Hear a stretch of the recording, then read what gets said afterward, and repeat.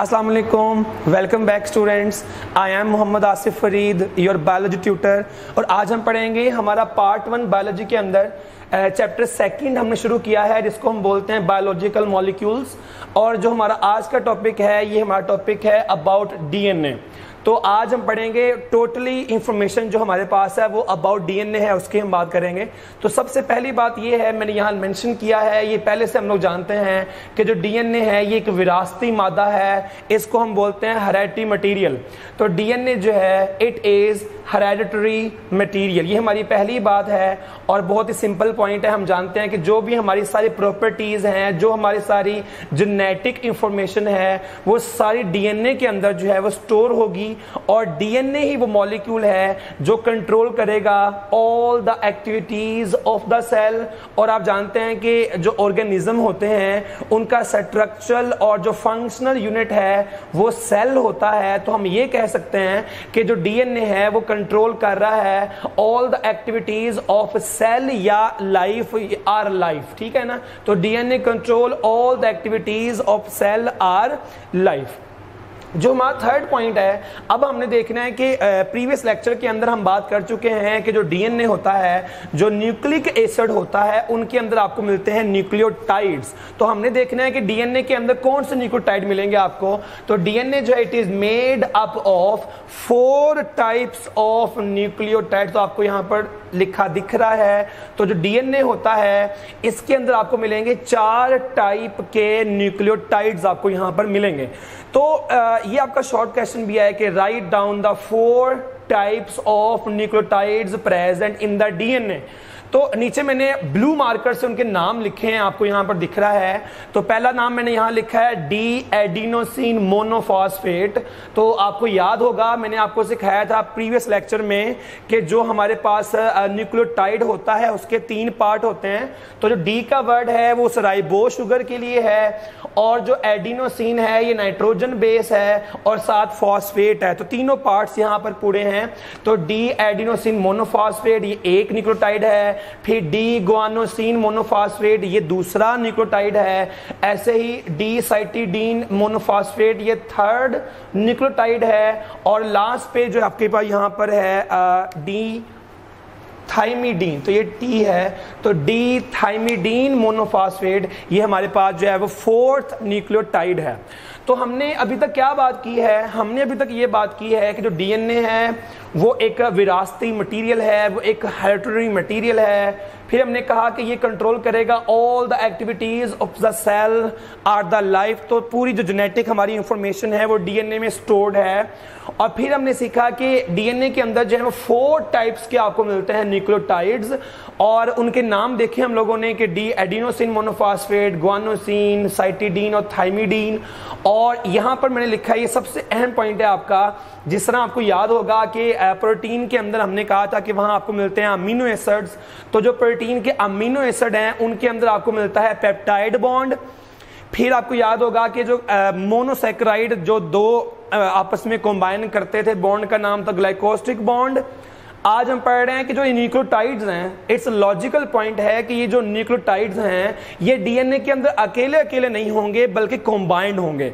तो क्वेश्चन हमारे जहन में आना चाहिए कि सर ये जो न्यूक्लियोटाइड्स हैं जब ये आपस में कंबाइन करेंगे तो किस बॉन्ड के जरिए, किस लिंकेज के जरिए कंबाइन करेंगे। तो उसको बोलते हैं फास्फोडाइएस्टर लिंकेज।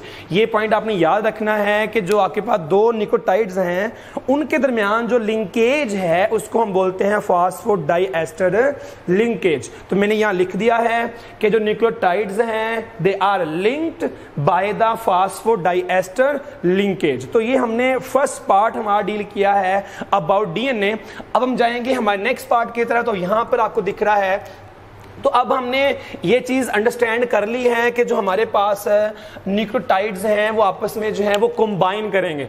तो जब 2 न्यूक्लियोटाइड आपस में कंबाइन करेंगे तो हम बोल देंगे डाई न्यूक्लियोटाइड, ठीक है, कोई मसला नहीं है, आसान पॉइंट है।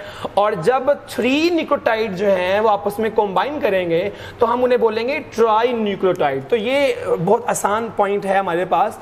तो हमने ये सीखा कि जो डीएनए के अंदर 4 तरह के न्यूक्लियोटाइड हैं वो अलग अलग नहीं पढ़े होंगे बल्कि वो कंबाइन करेंगे।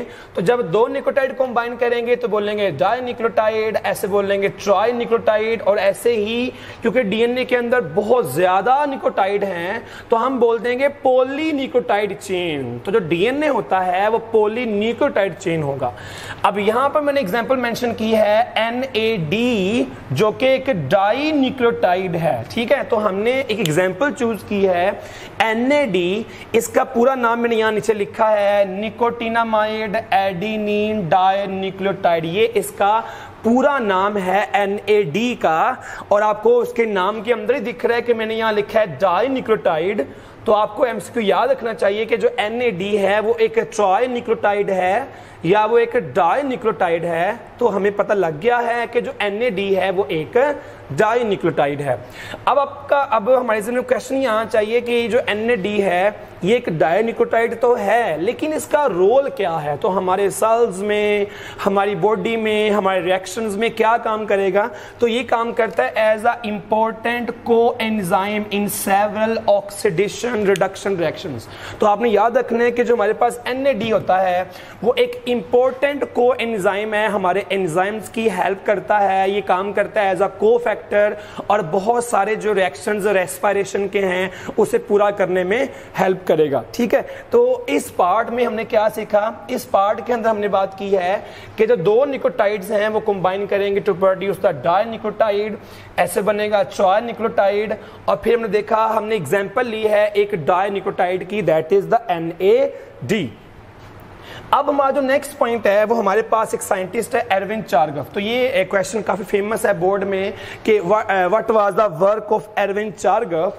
तो आपने याद रखना है कि जो एरविन चार्गफ है उसने आपको प्रोवाइड किया था डाटा, उसने आपको सजेस्ट किया है the ratios of nitrogen bases, ये काम है उसका, ठीक है। तो उसने आपको बताया है रेशियोज ऑफ नाइट्रोजन बेसेस के डीएनए के अंदर, आगे लिखा है मैं डीएनए के अंदर। तो जो एरविन चार्गफ है उसका वर्क इस चीज के ऊपर था कि डीएनए के अंदर जो आपको नाइट्रोजन बेसेस मिल रही हैं उनकी रेशियो क्या है, उनकी आपस में किस तरह वो अरेंज हैं, कितनी मिकदार में अरेंज है, उनकी रेशियो क्या है। तो उसने आपको सजेस्ट किया कि जो एडेनिन है और जो थायमीन है ये दोनों इक्वल है रेशो में, और बिल्कुल ऐसे जो ग्वानिन है और जो साइटोसिन है ये दोनों इक्वल है रेशो में, ठीक है। तो ये क्वेश्चन मैंने पहले भी कहा काफी आपका अहम क्वेश्चन है कि what was the work of Erwin Chargaff, या किस साइंटिस्ट ने आपको रेशियोज ऑफ नाइट्रोजन बेसेस के बारे में इंफॉर्म किया है? तो that was the Irwin Chargaff. तो एरविन चार्गफ ने सजेस्ट किया कि जो ratios of nitrogen bases DNA के अंदर वो किस तरह से हैं। तो हमने सीखा अभी कि जो एडेनिन और जो थायमीन है ये इक्वल इन रेशियो हैं, बिल्कुल ऐसे ग्वानिन और जो साइटोसिन है वो भी इक्वल इन रेशियो हैं। तो अब हम देखेंगे हमारा लास्ट पार्ट यहाँ पर। तो मैंने यहाँ पर जो है वो टेबल ड्रॉ किया, आपको दिख रहा होगा टेबल जो है। तो यहाँ पर हम बात करने वाले हैं अबाउट डीएनए कि जो हमारे पास डीएनए है उसके अंदर क्या क्या न्यूक्लियोटाइड कैसे बनेंगे। तो जो डीएनए के अंदर आप जानते हैं कि मैंने आपको बताया लेक्चर के स्टार्ट में कि जो डीएनए है उसके अंदर आपको मिलते हैं न्यूक्लियोटाइड। तो क्वेश्चन है कि जो डीएनए के न्यूक्लियोटाइड हैं वो कैसे अरेंज होंगे। तो आपको दिख रहा है फर्स्ट पार्ट में नाइट्रोजन बेसेस, तो मैंने यहाँ मेंशन की है नाइट्रोजन बेसेस, मैंने यहाँ मेंशन किया है न्यूक्लियोसाइड, और मैंने यहां मेंशन किया न्यूक्लियोटाइड। हम सबके ज़हन में पहले से मौजूद है कि जो डीएनए है उसके अंदर 4 बेसेस हैं, मैंने उनके नाम लिखे हैं, एडेनिन है, ग्वानिन है, साइटोसिन है और थायमीन है। तो आपको याद होगा मैंने आपको बताया था कि जो नाइट्रोजन बेसेस होती हैं वो एक्चुअली 2 तरह की होती हैं, एक को हम बोलते हैं प्यूरिन्स, एक को हम बोलते हैं पायरिमिडीन्स। जो प्यूरिन्स हैं वो डबल रिंग नाइट्रोजन बेसेस हैं, जो पायरिमिडीन्स हैं वो सिंगल रिंग नाइट्रोजन बेसेस हैं। तो आप सबको पहले से पता होना चाहिए कि जो डीएनए है उसके अंदर कौन सी नाइट्रोजन बेसेस जो हैं वो होती हैं, ठीक है। तो एडेनिन, ग्वानिन, साइटोसिन, थायमीन। तो ये जो नाइट्रोजन बेसेस हैं जाहिर है कि डीएनए के अंदर न्यूक्लियोटाइड हैं, खाली बेसेस नहीं है।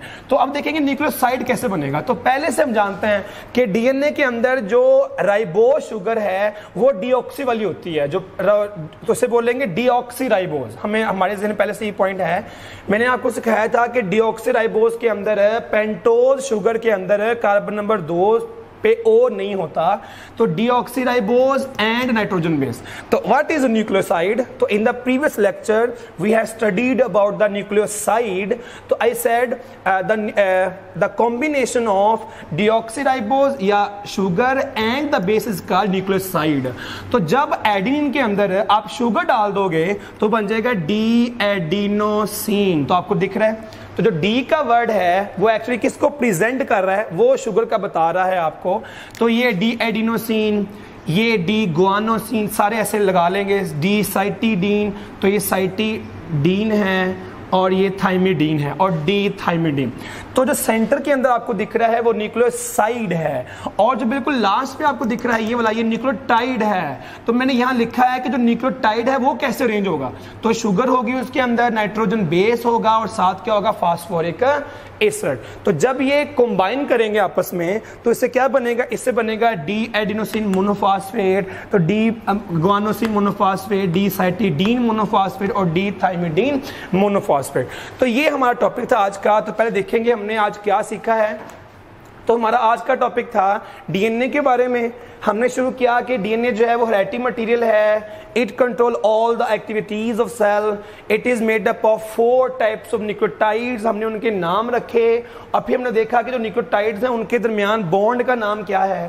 फिर हमने सीखा उसके बाद जो आपके पास 2 न्यूक्लियोटाइड्स हैं वो कंबाइन करेंगे to produce the dinucleotide. फिर देखा हमने 3 कंबाइन करेंगे to produce the trinucleotide. फिर देखा हमने NAD जो है वो एग्जांपल आपके पास है डाई न्यूक्लियोटाइड की। फिर सीखा हमने कि जो एरविन चार्गफ है उसने क्या आपको बताया था, किस पे वर्क किया है उसने। तो जो एरविन चार्गफ है उसने वर्क किया है रेशियोज ऑफ नाइट्रोजन बेसेस। और लास्ट में हमने देखा about the table. That was all about my lecture. Wish you all the best. Allah Hafiz.